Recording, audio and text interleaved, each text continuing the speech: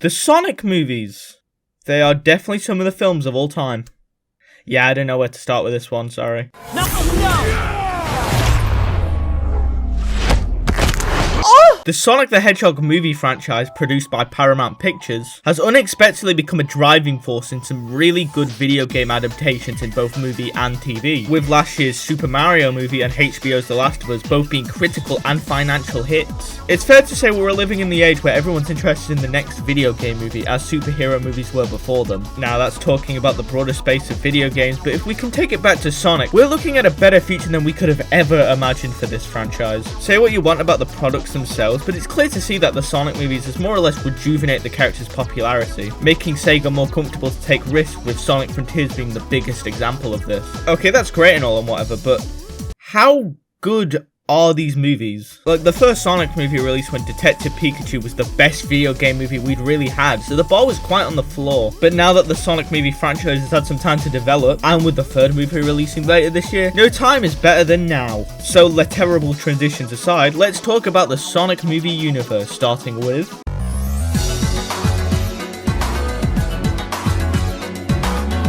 So I'm aware that I already made a video discussing the first film like 2 years ago, but to be fair, that's the same Bruce bracelet that rated Sonic Claws Ultimate a 7, so is he really that trustworthy? Jokes aside, I don't think I need to recap the film's pre-release, as everybody does it when discussing the first film, but just on a small case that you haven't known. The film from late 2018 to early 2019 had different designs on the Hedgehog leap, with some being not that bad and others giving me insomnia. This of course all culminated on April 30th, 2019, when the first trailer dropped to...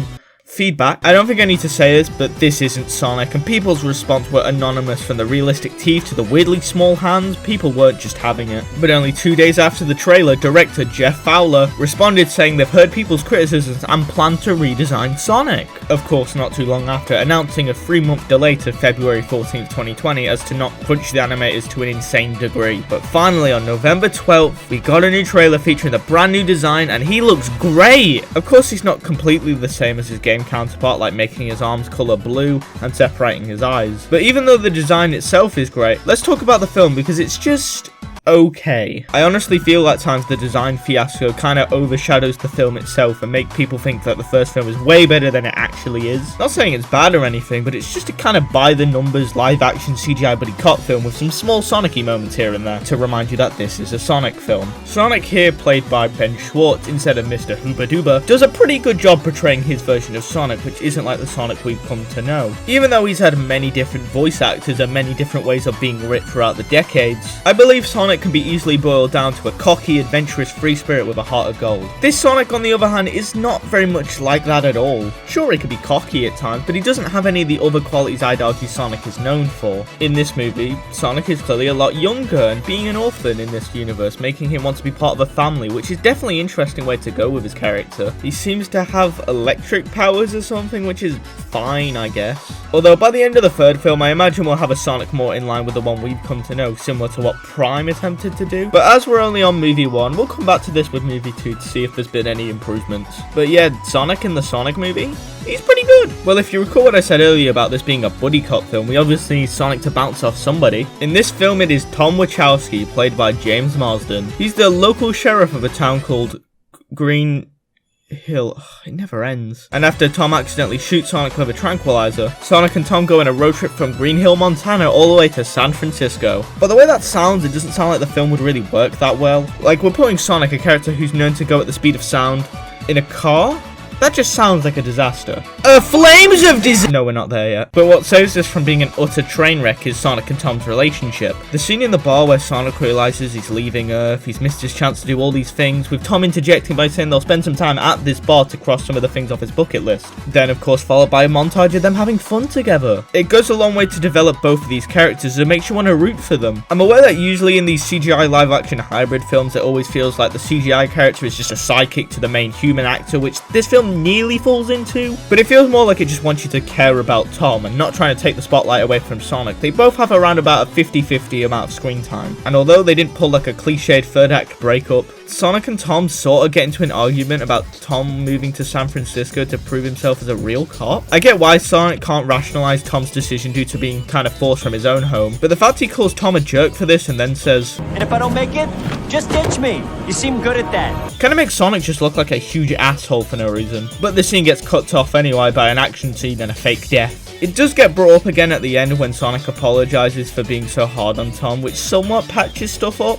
I don't really know what side the movie wants me to be on, but I feel like it wants me to lead towards Sonic, which I'm not really a fan of. Like, personally, I don't think Tom was in the wrong for wanting to pursue more in life. I'm surprised I went this long without bringing up the egg in the room, but we have Dr. Robotnik as our antagonist here, played by Jim Carrey. And it's sort of surreal to hear the name Robotnik after it not being used much after Adventure 1. But similar to Sonic, it's very obvious this is only the start for him, progressively getting more mad as every film goes on, which is actually a pretty great idea. I like how Robotnik gets the step further, seemingly changing design as the post-credit scene shows him more gaming accurate with a bald head and a crazy mustache. Although to actually comment on his performance, I think it's clearly a passionate one and not phoned in. I think he has more of a rivalry with Tom than Sonic, which is quite strange, only really interacting with the third act. But even though directed at the wrong person, I like the way it's presented. Coming off smug and thinking he's actively better than everyone around him due to his high intellect, and the few times he's beaten and outsmarted, you can see his smug persona completely fall and just becoming a total menace, which we love to see. Also, didn't know the Sonic series was missing some toxic yaoi until now. Although, like everyone else said, yes, those 3 minutes in Sonic's world were beautiful and would have loved to see a full movie set in there. Surprised they even decided to incorporate stuff like the Echidna clan into this, but I still appreciate with the small screen time they were given. To touch on some broader topics for a bit, I think the cinematography is just okay with a few standout shots here and there, such as Sonic running so fast you can only see him slowly running, and seeing Sonic in the reflection of Robotnik's goggles. Although overall, it's just kind of generic with not much saving it in the colour grading aspect either, it's both just whatever. Sadly, the same could be said for the film's original soundtrack, just being the generic orchestra. Sure, during the opening we can hear Friends, the song during Sonic Mania's opening, and a piano rendition of Green Hill by Jon Batiste, but except for those two songs, there's no other track at all that resembles Sonic music. It hurts more when Sonic music is some of the most constantly praised part of every Sonic game. Even in some of Sonic's worst outings, the music is always constantly outstanding. So to have the first theatrical outing to have some boring, uninspired orchestral score is a real shame. And it's not even like Sonic games haven't done orchestra before. Listen to games like 06 or Unleashed. Games that have used orchestra sounds in some of their most impactful moments.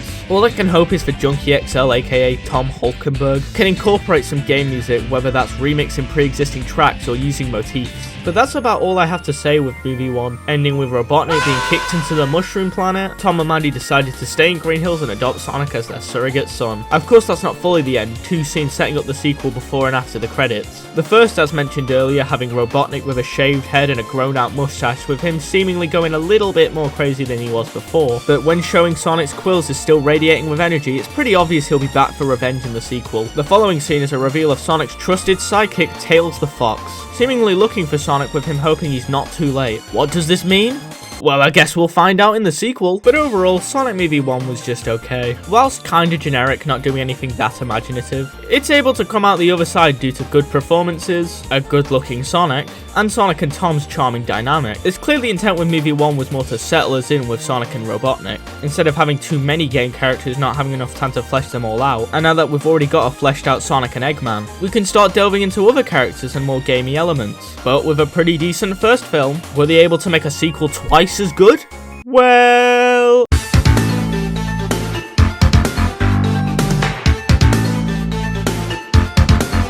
Now, Sonic 2 is a film that's definitely attempting to be a lot more game accurate compared to its predecessor, being more or less a movie adaptation of Sonic 3 and Knuckles and having a larger focus on the game characters rather than the original human characters. And as a Sonic fan, of course this sounds like a dream, getting to spend more time with the characters I've grown up with. And if to easily sum things up, I'd say Sonic 2 has the exact opposite problem that Sonic 1 had. While Sonic Movie 1 was great, although not being a very good Sonic movie, Movie 2 was a great Sonic movie, but became a worse movie for it. What I mean exactly is, as a fan of the games, it's cool seeing Tails and Knuckles be faithfully adapted as possible. Seeing the movie come to a close with a Super Sonic taking down the Death Egg robot while having imagery referencing the games. But the movie side of our brain can't see how underdeveloped most of these characters are, how wonky this film's pacing is, the at times very poor looking CGI and all the other nitpicky issues that fall to the film from being really good, but just being more for fans only. But first, let's start with the characters. characters. Now, of course, let's start with Sonic.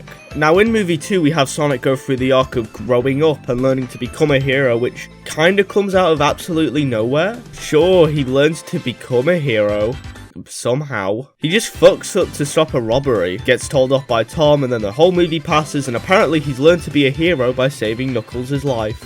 He still lets Eggman die at the end, so I guess not. And the whole learning to be mature thing doesn't really go anywhere, because he ends the film saying he'll just grow up someday.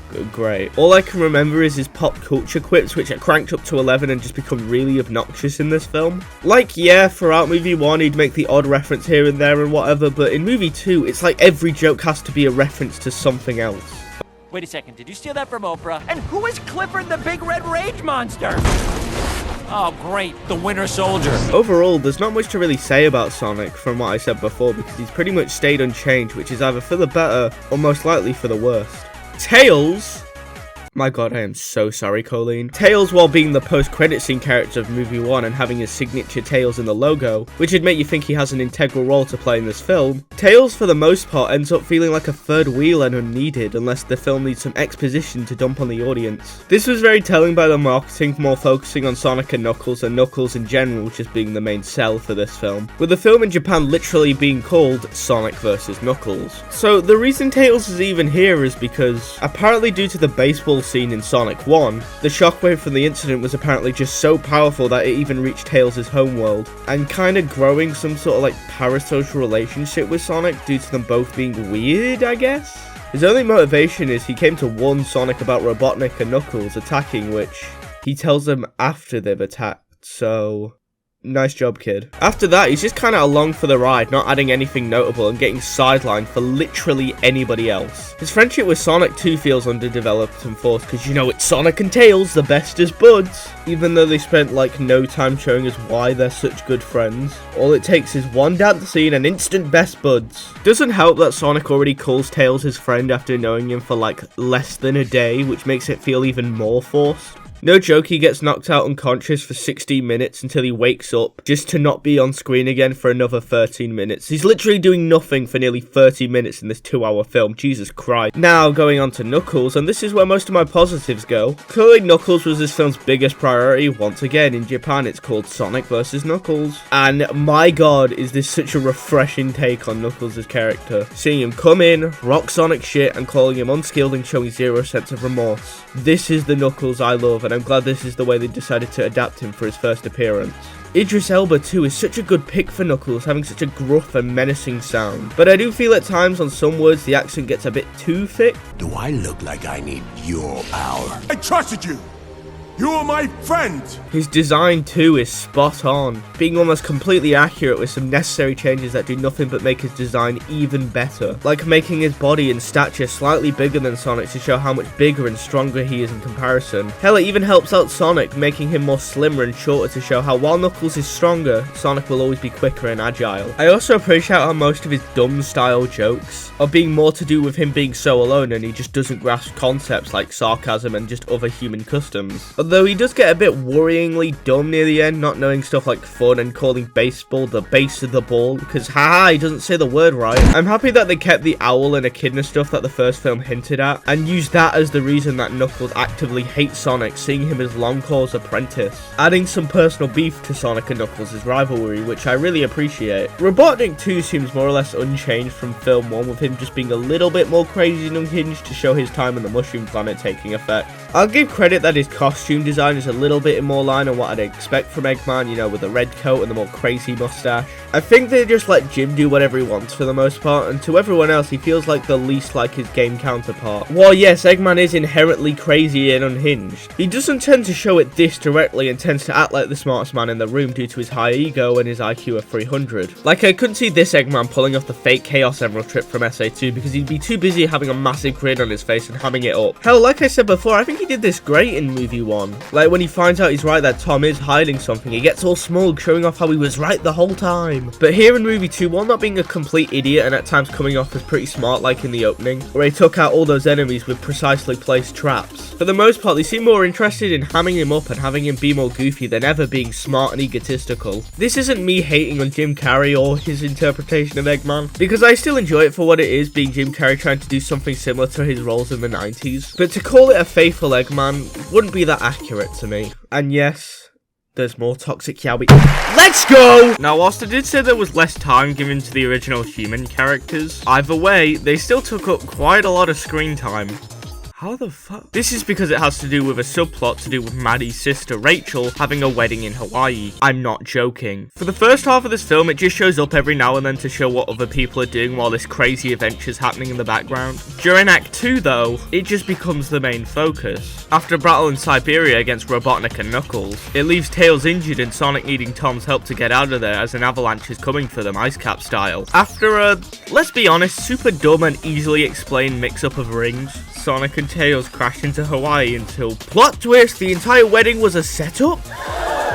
So apparently this was also some elaborate setup by Gun to capture Sonic, as they've known the whole time that Tom and Maddie have been taking care of them. Although, the Gun commander later says, Robotnik is dead.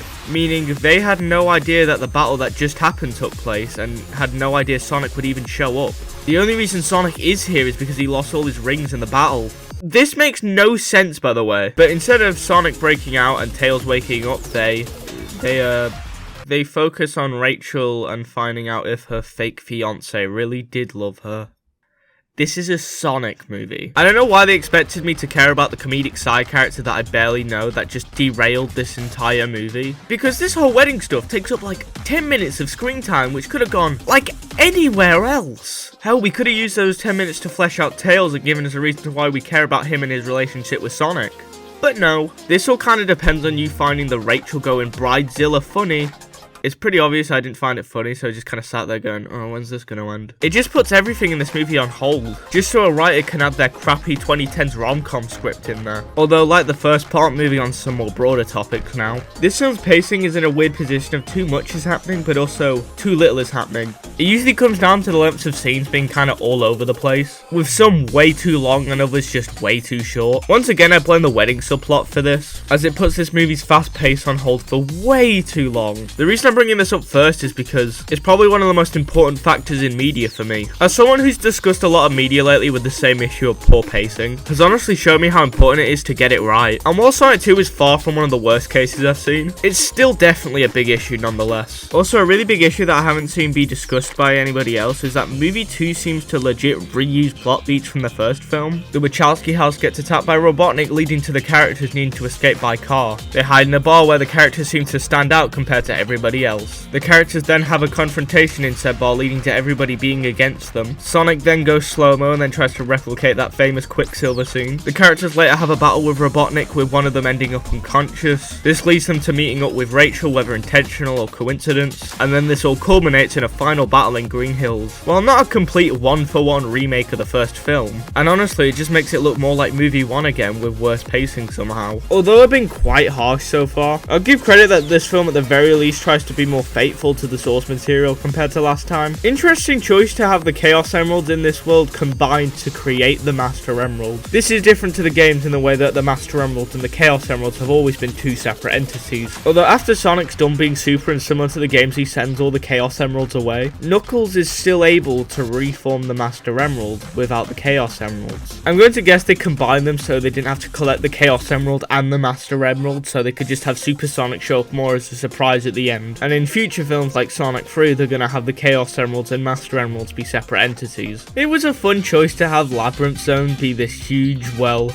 labyrinth as the final test before reaching the Master Emerald Chamber. Of course, there was the implementation of Gun, which I like how it's an actual direct response to the events of the first film. Although based how they're going to do Shadow for Sonic 3, I feel like they wrote themselves into a hole with Gun being created now. Because Gun is a key player in Shadow's backstory, so I don't know if they're going to retcon it and say Gun existed this whole time, but it was top secret. No matter my thoughts on how I feel their introduction into this universe was pretty poor, I ultimately love their implementation as it adds more depth to this large mighty universe. And how could I forget the final battles editions? Sonic, Tails, Knuckles finally coming together to become Team Sonic, facing off against a huge Death Egg robot from Sonic 2. While I didn't love everything in this finale, I'd be lying if I said I didn't enjoy seeing Team Sonic work together and show off iconography similar to Sonic Heroes. And to top it all off with a climactic supersonic finisher taking out the bot in seconds. Although the Master Emerald was like its main power source, so it was barely a challenge anyway. God, I really can't like this movie, can I? Now, the film from a cinematography lens is just fine, I guess. Sure, you may get the cool looking shot here and there during a battle scene like the last film, but these movies have made it pretty clear they aren't trying to be very daring in the visual department. Although colour grading wise, this film's pretty bad all things considered. Throughout a lot of the movie, all the colours look washed out, Sonic especially looking grey more than blue. Sure, it can pick up during battle scenes where characters start glowing, giving them higher saturations, but like I said before, for the most part, it's usually washed out and dull. Hell, look at the final battle of the movie. Look at how grey and desaturated these colourful characters look. The reason I'm bringing this up is because they actually fixed this but then went back on it for some reason. Outside of the two main trailers for this film, all the TV spots for the film have a way higher saturation, giving these scenes some vibrance and life. But when it came time for the final film, all said vibrance was gone, having a more dull look. Since this higher saturation was only given to the TV spots, I can only imagine they got somebody else to specifically grade the colours in the TV spots, or this was a specific choice for the TV spots, or was never going to be in the final film. I don't know, it really doesn't make much sense, to be honest. It's just kind of interesting how Tyson Hesse went on to say, the colour grading in the trailer isn't indicative of what the final film will look like, when the colour grading in the trailer was most accurate to what the final product looked like. So he went from this to this, then back down to this. Great. The CGI and VFX too aren't the greatest here, but I am willing to give that a pass, as this film was being made during all the COVID restrictions, so it probably wasn't the easiest movie production out there. The most distracting ones come from the human characters, making it insanely obvious that this was filmed on a set or behind a green screen, most notably during the fight scene in Siberia. It's very obvious they just put Jim Carrey behind a blue screen and just kinda called it a day. There is also some very bad looking CGI of Sonic and the crew, but of course I'm willing to give that a pass as it only really happens when they're interacting with humans. Also, for the record, yeah, they did change Sonic's model. I remember when the first trailer dropped and this shot specifically made people think that Sonic got an entirely new model, and to be completely transparent, they did. Just by looking at those stage interviews with Sonic that they sent to different YouTubers, it's very obvious that these two aren't the same model. I'm gonna guess the fact that they had longer than 6 months, they've had more time to revise and make a better rig, which they've seemed to keep going forward. All in all, I can just imagine this being a massive byproduct of COVID, and the many restrictions it would have caused the film's productions to not look nearly as good as they would have intended. For the soundtrack though, we've not made much progress at all. The only resemblance to game music is the classic Drowning theme, which they only use for around a quarter of a second. Weirdly enough though, when showing off the film's logo and release date, it was accompanied by an orchestra rendition of Emerald Hill Zone from Sonic 2. I don't know why it wasn't in the film. Your guesses are as good as mine, honestly. Although not a Sonic song, when they weirdly decided to use a track from Ant-Man and the Wasp for like 10 to 20 seconds, it actually works really well, honestly. And I didn't want to mention it before for movie 1 as it didn't exist yet, but Sega's 30th anniversary symphony concert that shows Sonic tracks being done with an orchestra gives them no real excuse on why they can't use video game music. And to make it worse, the Mario movie perfectly uses melodies across the plumber's near 40-year history, and this is exactly what I'd want from the Sonic movies. I just hope after the symphony, and the Mario movie proved you can use video game music in an orchestra setting, that they step up their game in time for movie 3. Okay, Stars in the Sky was pretty cool though. But yeah. That's all I have to say on movie 2. The film comes to an end with Sonic, Tails and Knuckles now moving into the Wachowski house. Which with Tails, sure, that makes sense. But with Knuckles, I kinda expected him to just kinda go off to do his own thing, telling Sonic that he owes him one or something. But guess who's moving in too? It's whatever. And after a family game of baseball, Sonic calls Tom Dad. Oh right, that was a plot thread. But with the Master Emerald with Team Sonic and Eggman, I don't know, he probably died. The film comes to a satisfying conclusion. So Sonic 2 I guess it was fine. While I spent a long while ragging on its many issues, as a long-time Sonic fan, a lot of the elements in this film were pretty cool after all. Like I said, I loved seeing all the cool iconography from the games, seeing this version of Sonic and Knuckles have their first brawl, and getting hyped seeing Super Sonic for the first time was so cool to witness. But just like I said at the start, there are so many pacing problems, too much time spent on humans I don't care about, awkward CGI and VFX, and a ton of smaller issues that ended up building it up into a way bigger issue. I hope the third film can finally get that balance between being a good film and a good Sonic film at the same time. But overall, Sonic 2 just kind of feels like one step forward, two steps back, if you get what I mean. But after the credits roll, we get a reveal that Guns found something that logs back over 50 years in the past. Something that someone was trying to hide. That's right. We get the reveal of Shadow the Hedgehog first. It's Knuckles time! No!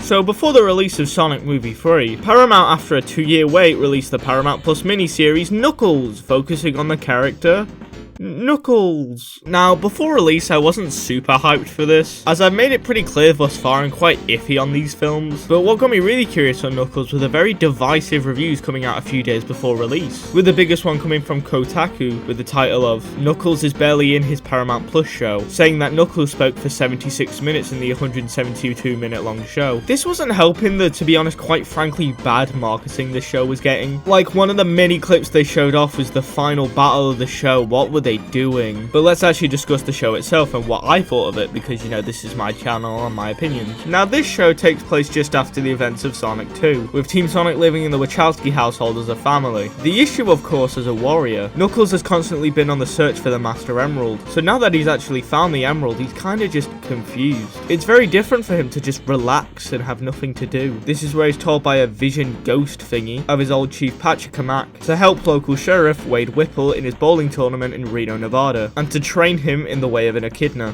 Yes, really. Now, as I was skeptical near the end of movie 2 that Knuckles would just be a big dumb idiot all the time, I'm so happy to report that they found a perfect middle ground for the character. More going back to what they did before, about him being so lonely that he just doesn't understand human customs, and because of that he takes everything to a more serious degree. Like, everybody sees Wade as kind of pathetic and looks down on him, except Knuckles, who is only supportive of Wade because he's just that naive. It's clear that he cares, but since he doesn't get human customs, it just makes him blissfully unaware, which is where the comedy comes from and not him being intentionally stupid, which is what I'd worried they'd fall into. He's also just fucking funny. We're not dorks. Let's go.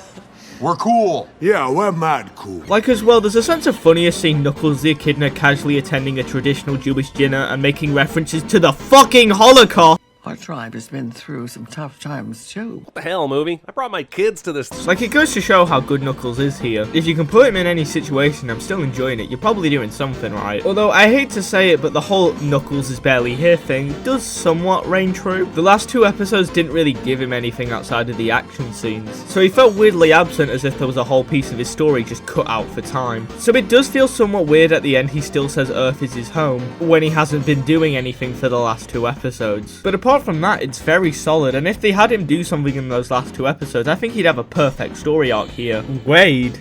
Oh my fucking god, Wade. Wade is a character that's been used in both previous films, but only as comic relief with very little plot significance. I mean, he nearly shot Eggman in movie 1, that's pretty significant. But he's been bumped up pretty substantially to pretty much being the main character here. Now, yes, this is where the whole Knuckles is barely in it type shit comes into play. But let's get this clear. Is Wade more of a main character than Knuckles? Well, yeah. Like I said before, during those last 2 episodes where Knuckles was barely in them, they were both focused on Wade's bowling tournament and his estranged relationship with his dad. I think it's completely fair for people to be reasonably upset that they feel they didn't get the Knuckles show they were promised, because after rechecking through all the marketing material for the show, they still paint it out as Knuckles' story, with Wade being one of the many side characters on this journey. Hell, I don't even think they mentioned bowling once during the marketing material, even though it's the main focus during the finale. But with all that said, Because I like it. Hell, I love it. yeah, I don't know, man. I really loved the show for what it was. I like Wade as a character to the point on where I don't mind if he's taking away the focus of Knuckles. Sure, he's goofy and kind of clumsy, but the fact he's always just trying to help people is, I don't know, charming? I just can't help but love the guy. Hell, episode 4, the episode where Knuckles is in it for less than a minute. Yeah, I still loved it, probably even my favourite episode of the show. I think Wade held his own very well, and even still, it's a play all about Knuckles, so his presence is still felt. And while yes, I didn't like the wedding subplot, but I like this, is because Wade's a character who's been here from the start, and we see till the end. The wedding subplot failed because it was so out of place and irrelevant to the rest of the plot. I also like his dynamic with Knuckles more than Sonic and Tom's. Compared to Sonic and Tom, it's kind of set in stone which is the straight man and which one's the more hyper crazy one, whereas Knuckles and Wade are both kind of crazy in their own ways and can be the straight man for one another when the scene calls for it. Also, I just think Wade's a very funny character in his own right. I think it's those fucking facial expressions which I seem to need to use on Discord at least 11 times a day. Can't be as positive for the show's villains because they're barely in it to begin with. We of course have the main two agents. Agent May Kid Cudi and Agent... I'm not saying that. And while they're honestly really fun to have around, they're barely in the show. They show up for a fight scene in episode 1 and win, have a sort of rematch with Wade in episode 2, and we don't see them till episode 5 where they're killed off at the beginning of the finale. This ain't good. So, while sure they were gone for about 2 episodes, that's still like a third of the show, and during that middle period you completely forgot they existed. I also think their backstory of being ex-gun agents who decided to turn, after disagreeing with the choice to let Team Sonic be accepted, which honestly adds the question of how this world and its people perceive Sonic and the others as they get more global sightings. Love the banter too. It was especially strong with Kid Cudi because I think they just let him say whatever the fuck he wanted. We are so screwed! Yeah, I'm pissed too. We also have the buyer.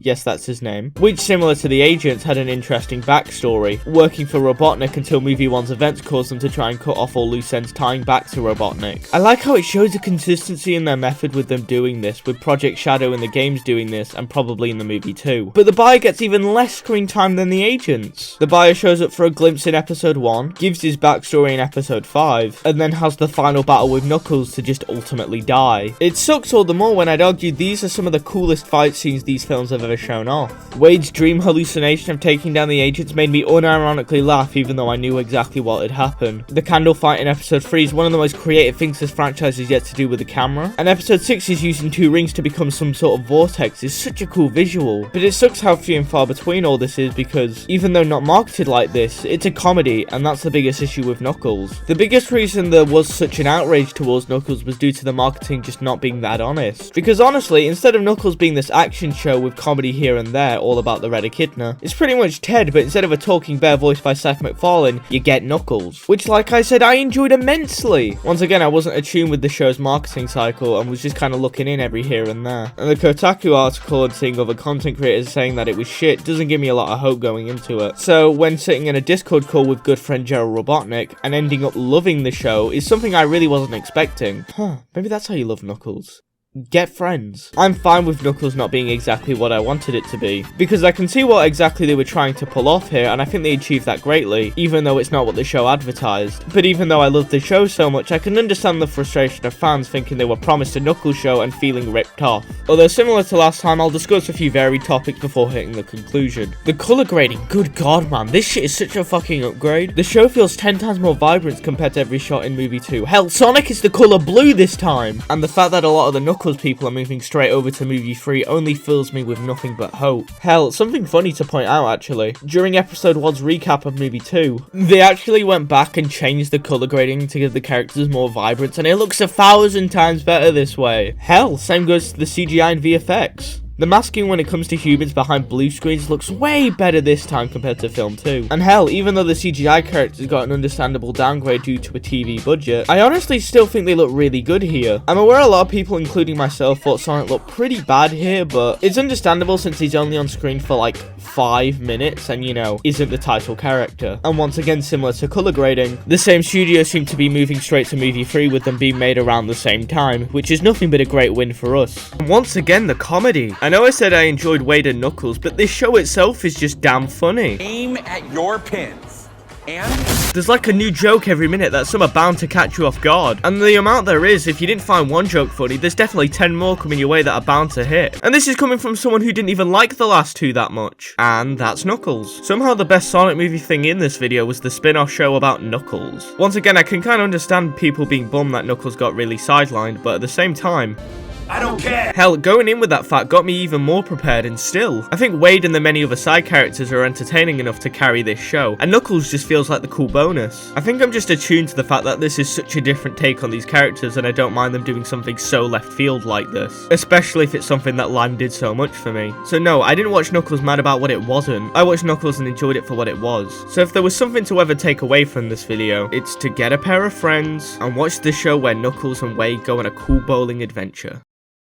And there we have it, all 3 main Sonic movie releases here and accounted for, and what a ride it's been. Of course I'm aware of where the ship is sailing, with Sonic 3 releasing this December, focusing on Shadow and seemingly using Sonic Adventure 2 as its main adaptation. Although there's only been 1 trailer release so far, there's already big changes to the source material with Gerald seemingly being alive. I imagine they'll paint Gerald as what Shadow could become if he's only fueled by bitterness and hatred, leading him to self-reflect and become a hero he was always destined to be. And Gerald of course being the surprise twist villain in the 3rd act. And as well, I'm just confident in this movie. Especially after the way movie 2 was handled, I really shouldn't, but I don't know. The fact there's a whole year dedicated to Shadow, a new campaign dedicated to him included in a Generations port in the coming days just to tie in with this, gives a huge sense of confidence that this is going to be the big finale to end off a trilogy. Hell, this video has taken so long that they've announced there'll be a movie Shadow skin and a stage based off the film, releasing as a DLC in December, which looks really cool. As well, this will probably be the finale for Jim Carrey as Robotnik. I don't know if that means no more Robotnik in these films, or another character like Stone will take up the mantle to fill that Robotnik void, but I think it's safe to assume if there will be a 4th film, he won't be returning, as it's the first time he's even been a part of 3 films in a franchise, so he clearly loves doing this. But the fact he's quite definitive on quitting acting probably means there's no more Jim Robotnik after this. And of course, no matter how I feel about his take on the character, I think he deserves a nice send-off. But in the end,